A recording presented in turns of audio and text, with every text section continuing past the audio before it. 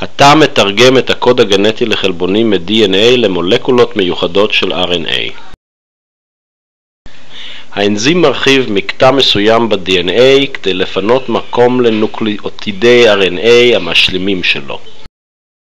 ב-DNA וגם ב-RNA הנוקלאוטידים שלהם מכילים סוכר, זרחה ובסיס חנקני, אך ב-RNA הסוכר הוא ריבוז ואחד מארבעת הבסיסים מוחלף באורוציל.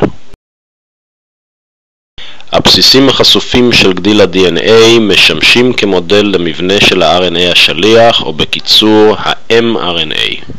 בגדילים אחרים התא מייצר RNA מהאוויר, או בקצרה tRNA, RNA ריבוזומלי או rRNA.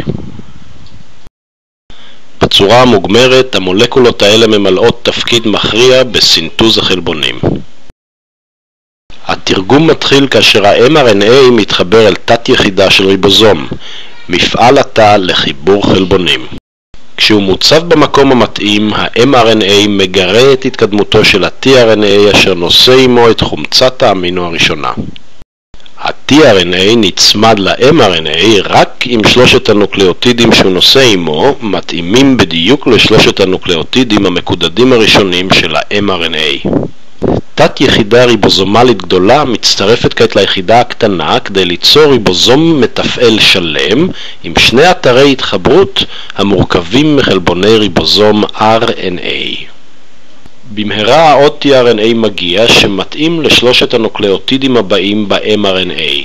בעזרת הריבוזום ועוד אנרגיה תאית מתחברות החומצות האמיניות השכנות.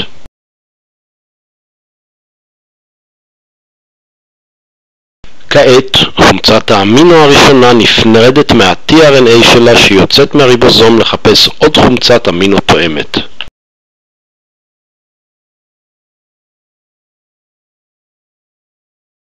עכשיו, הריבוזום מזיז את גדיל ה-mRNA, מה שחושף את סדרת הנוקלאוטידים הבאה שמתאימים לעוד tRNA.